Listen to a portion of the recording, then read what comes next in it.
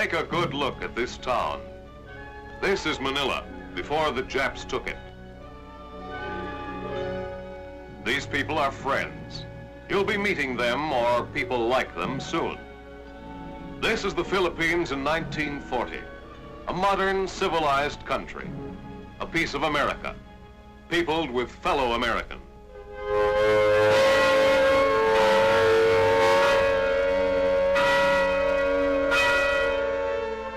This is the Philippines, December 26, 1941, the day after Christmas. Jap bombers are coming. They're coming in spite of the fact that Manila was declared an open city to spare it from destruction. We didn't know then, as we know now, how little the Japanese respected international law. An open city? Open for Mitsubishis and Zeros. Open for fire, destruction, death. This was Manila's punishment for flying the American flag, for being an American city. These scenes were taken by Japanese cameramen and captured by us. Here you see them on their triumphal march toward Manila. Where they found opposition, they destroyed it.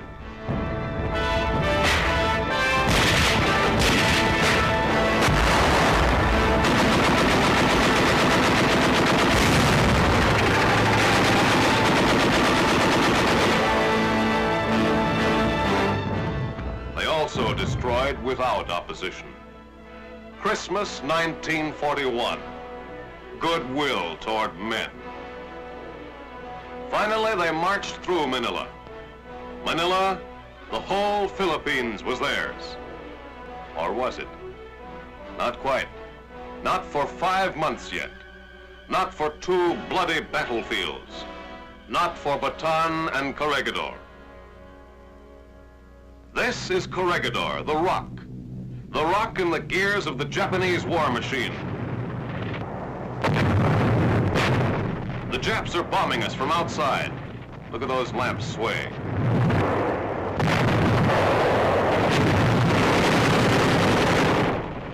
And still they kept coming. Here is more captured Jap film, the last of it. This is 5 months later as the little men closed in on Corregidor Fortress.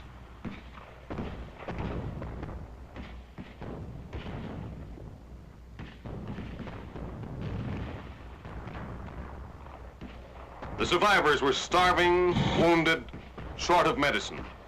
They blasted us, burned us out until we surrendered. This is what was left of us. Prisoners of war. No, prisoners of the Japs. There's a difference.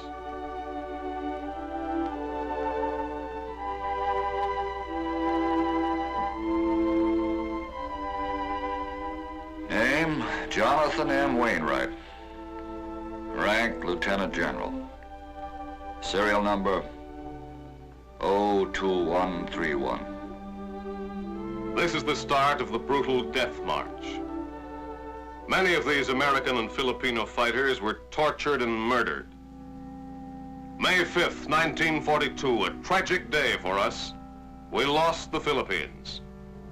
A tragic day for the Filipinos. They lost their freedom. But it was a great day for Hirohito, for Tojo, his head man. Whatever became of him? And for the Japanese soldiers.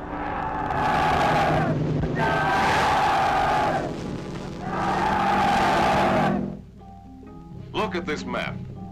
This is how the Jap topside saw it in 1941, right after Pearl Harbor.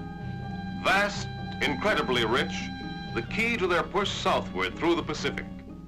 The Jap stepping stone to New Guinea, Borneo, the Celebes, Java, Australia. Yes, even to our own west coast. They had to have it. Here's a $64 question. How many islands in the Philippines? The Japs knew the answer. 7,000. 7,000 islands 7,000 stakes to the richest treasures in the South Pacific. Philippine chromite, the largest deposit in the world. Basis for chromium, stainless steel, and steel forgings. Gold, iron, coal, copper, oil. Most important of all, a population of 17 million. Slave labor for the Jap war machine. These are some of the reasons why they wanted the Philippines. Okay, you're heading back. Let's have a briefing. Let's take another look at the map. Philippines, 7,000 islands, 7,000 steps nearer Japan. 35 P-38 miles to Jap-held Borneo. 515 Liberator miles to Jap-held Indochina. 405 Flying Fort miles to Jap-held Hong Kong. 65 B-25 miles to Jap-held Formosa. 1,800 Super Bomber miles to Tokyo. That's how our topside sees it. A population of 17 million. 17 million people who trusted our friendship, fellow Americans. We promised them their independence for July 4th, 1946. We've pledged ourselves to go in and see that they get it on that date, or even sooner. 17 million people, 7,000 islands. Yeah, the Philippines are one hell of a big place. It's a good idea for you to know something about this country and the people that live in it. Let's go back 400 years to 1521. That's the year Magellan sailed into this place on his way around the world. He landed on the island of Samar in the middle of the group. The Philippines got their name from Magellan's boss, Spanish King Philip, the great-grandson of Ferdinand and Isabella, who financed Columbus. Incidentally, Magellan made the mistake about a month later of leading an invasion. He got into a scrap with some of the natives. His round-the-world cruise came to a quick finish here on the island of Mactan. This is Magellan's monument. The Philippine hombres were tough fighters then, and they're still tough. Don't like invaders. Don't like Japs. See this cathedral? And this one? The architecture's Spanish. Here's part of an old Spanish wall. Philippine money. Get the name, peso. That's Spanish too. You'll find lots of Spain all through the Philippines. Reason? The Spaniards ran the Philippines for 3 centuries. That brings us right up to 1898. This is where we came in. Admiral Dewey.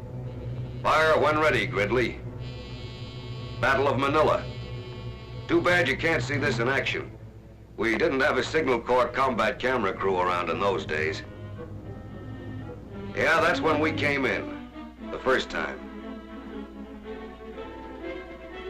For the past 40 years, 17 million Filipinos shared Uncle Sam with 130 million Americans. They have many universities, among them the great State University of the Philippines. This is the University of Santo Tomas. They've been studying here for more than 3 centuries.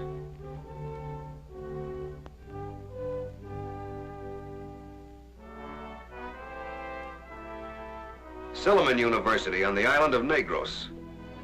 No studying here during the occupation. The Japs used the classrooms for army barracks. They learned the 3 R's American style in high schools, grade schools, everything taught in English. Kindergarten, just like at home. They shared our daily setting-ups.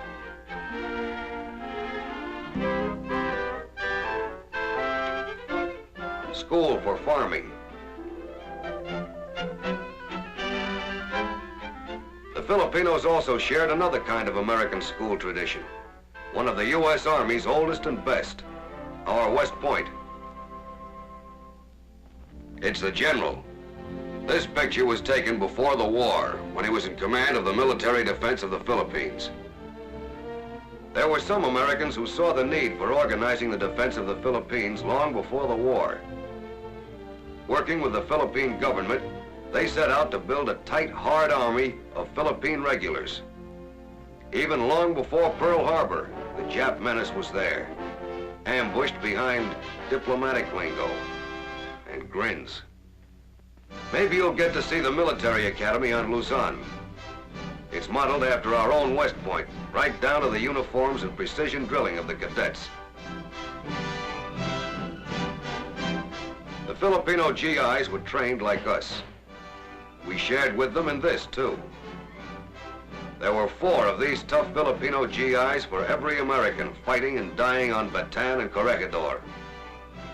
They've shared the fighting. They'll share the final victory parade. Supreme Court of the Philippines. They shared our long tradition of justice.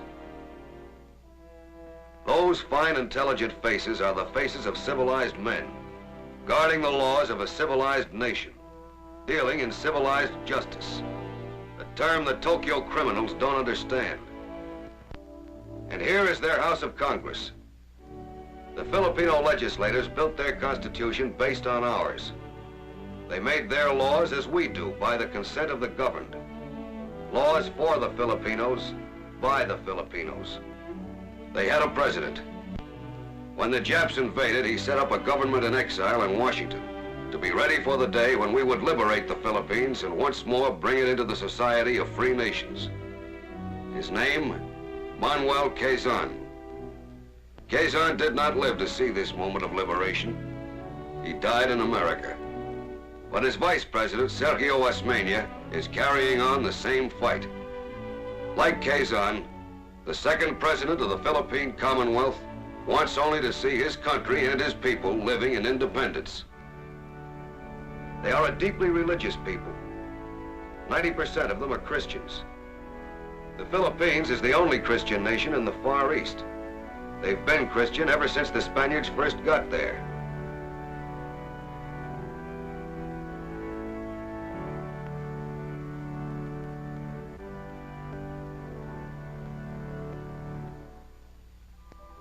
Like us, they're a mixture of a lot of races.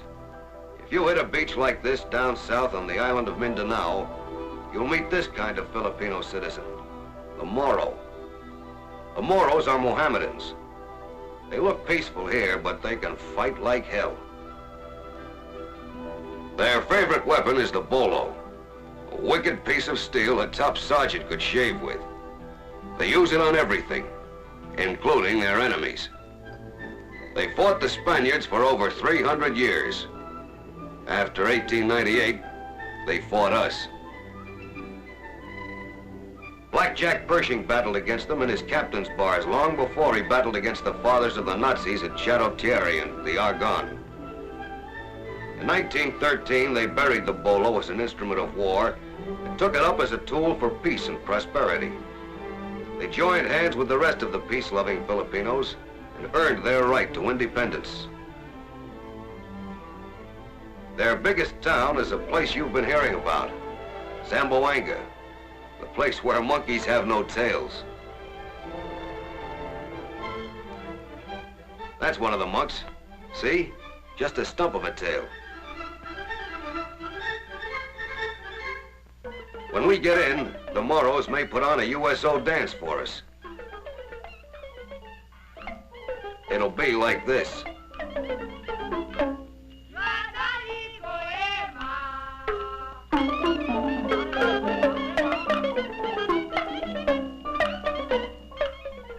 These Moros are a race of Filipinos with a culture and traditions, with manners, with beautiful clothes, and with pride in themselves. They have learned to trust us because we have learned to trust and respect them as fellow Americans. They dance, but they're hard-working. You might see a Moro woman husking rice like this. Or you might see this kind of human transportation, or this kind of house moving. Or you might see this on Saturday night, or this on Monday morning. And this every day in the week. A lot of them earn their living out of the sea. Make no mistake, the Moros are not fuzzy wuzzies.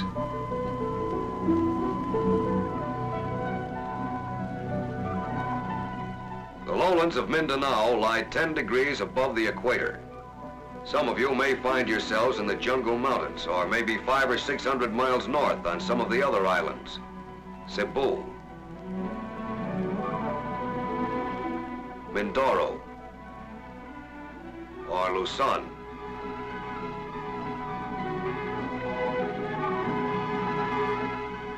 Here you'll meet another kind of Filipino citizen, the Negritos. These pint-sized guys are primitive and don't care who knows it. They don't like cities. They don't like clothes. They do like hunting, roast pig, and dancing. You can get them to like GIs by treating them with the respect you'd give a 6-footer. And here is another group of Philippine citizens called Igorotes. Don't be fooled by appearances. They're jungle farmers, and let's put it this way. They never got degrees in any engineering school, but look at these rice fields cut out of the sides of a mountain.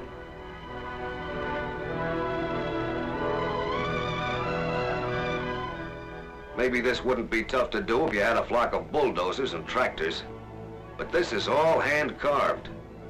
It took them a couple of centuries, but they did it, figured out all the problems, laid in an irrigation system, built steps and paths so they could get around with their water buffaloes for plowing and planting, made the whole thing pay back in rice.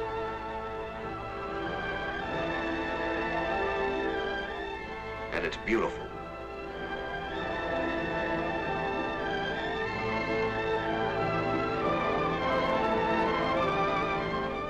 Have a dance?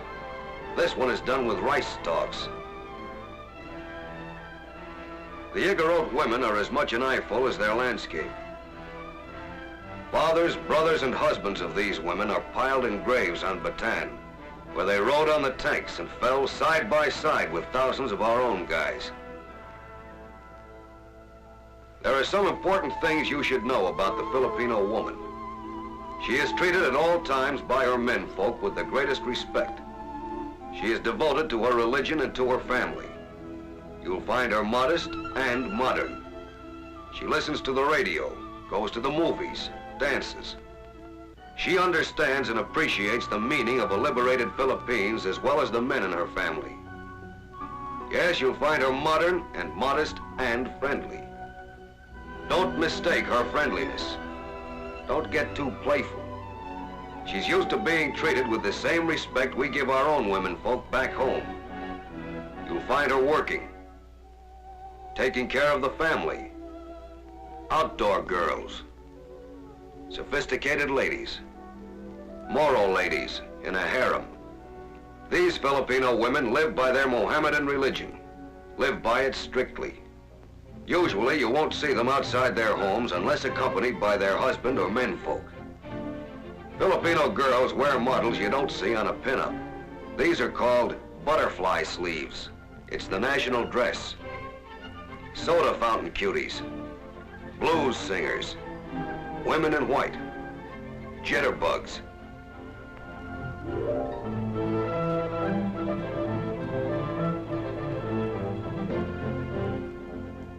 If you're lucky, you'll be invited to the homes of Filipinos.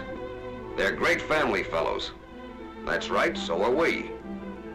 You'll get a chance to meet the folks. You'll also be introduced to a few dishes you probably never found in Mom's icebox. Don't let them throw you. Among others, there's puchero, the corned beef and cabbage of the Philippines, made with chicken and cabbage, string beans, and the sweet cousin of the Idaho potato called kamote. The bread and butter of the Philippines are fish and rice. If you're even luckier and get invited on a picnic, you'll get the best treat of all, suckling pig roasted on an open fire, the Filipino version of a barbecue. It's called lechon. You'll probably be seeing lots of local food emporiums like these. You'll probably also be hungry and curious. This stuff will taste as good as it looks, but you might be buying dysentery. Let the mess sergeant do the buying. Follow all the rules. Don't eat uncooked food, green fruits, or raw vegetables. Don't drink unboiled water. Keep on the ball with your health by not forgetting anything you've learned, and by relearning everything you've forgotten. And here's a tip you gotta remember. The Japs have been around for a couple of years. They've been spreading propaganda and lies, and some other things even more poisonous. Watch your step. Watch your health. Yeah, the great American pastime. In Luzon or Louisiana, in Mindanao or Minnesota, it's the same old game. Filipinos go for our sports. Softball in homegrown uniforms. Water babies. The ponies. The same cheering crowds. The same also-rans. But this little number is strictly Filipino. It's called sipa, meaning kick. That's it, it's tennis without a racket. You keep the ball in the air with your legs. It calls for fast footwork. Maybe you'll get a chance to play it. Boxing out in the open.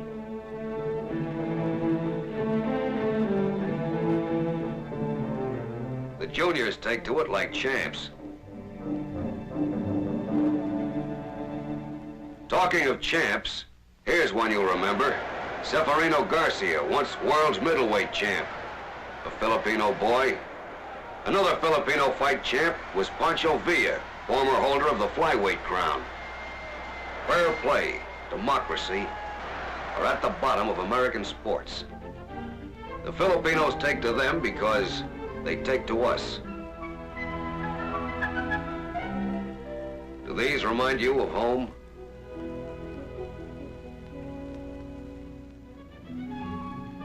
And look, Joe, don't be surprised if around midday you suddenly find yourself all alone on a street.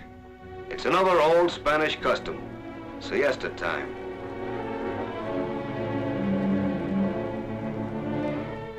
Get set for hot weather. We're right around the equator.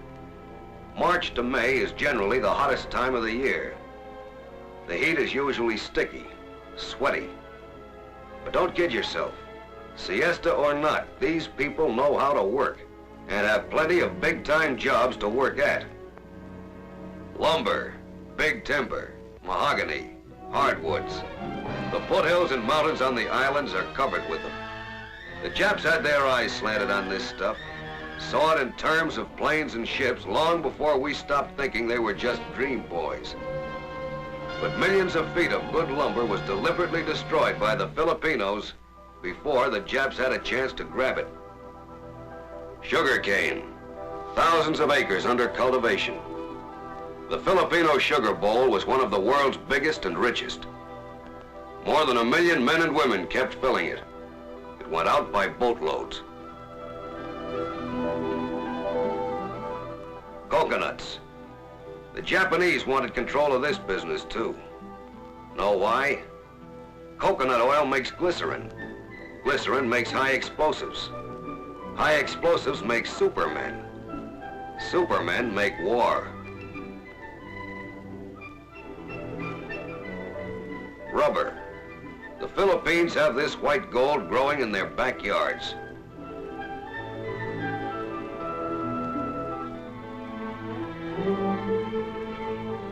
Tobacco. Cutting it. Bringing it in. Here in one of the factories, they're rolling the leaf. Perfectos, stogies, maybe rope. But it all adds up to a big-time business. And here's the real rope, the McCoy, Manila hemp, grown from the ground up. The most famous and oldest industry in the 7,000 islands. This man's slicing the fibers of the abaca plant.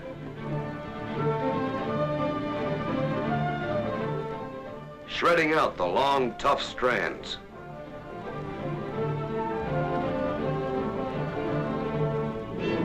It's dried, then twined.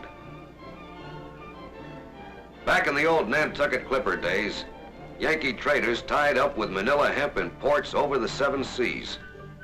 War or peace, it's still sailing the 7 seas. No other country comes even near producing as much. Factories, machines, workers handling every kind of skilled job. The kind of people that can run their own country. The kind of people that want peace in the Far East. But also the kind of people that started learning a new job on the double. A trigger-squeezing job we taught them, while the Japs were landing. The kind of people that went into the hills as guerrillas and fought the Jap army for 2 years because they knew what they wanted, knew what they had to do to get it. The kind of people that got into GI issue and trained in American camps. The kind of people that are marching back with you. The kind of people that idolize this American because he stands for everything we promised and are doing for the Philippines. The kind of people that want their children to grow up, as our kids will grow up, in a world without fascist dictators. Yeah, we're coming back to those 7,000 islands, to those 17 million Americans. This isn't just another movie. Take it from me. These people aren't natives. They aren't beggars. They have cities and farms and industries. They have schools and courts and a constitution. They also have pride and patriotism and self-respect. They love freedom. They'll die for it. They have died for it. Don't throw your money around. For 2 years, the Japs have looted the Philippines, and there's probably very little left in the stores for the 17 millions who live there. Don't get out of line either. For years, the Japs have smeared anti-American propaganda in China, Burma, Malaya, and among the millions of Filipinos. They filled them full of lies about us. Don't give them a chance to broadcast. I told you so. Just one word more. It's a word that covers a lot of ground. It covers 48 states. It covers 7,000 islands. The word is American. The Filipinos are American. Treat them like Americans.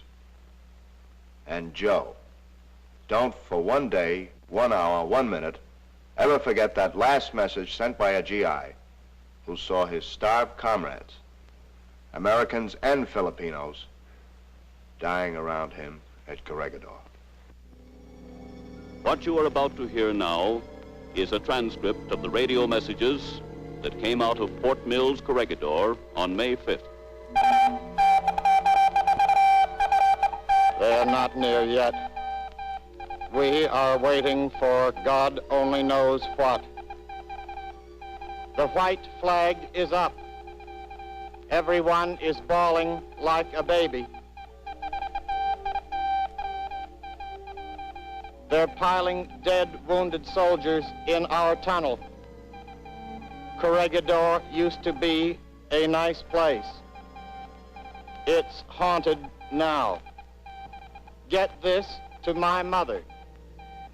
My love to Pa, Joe, Sue, Mac, Carrie, Joy, and Paul.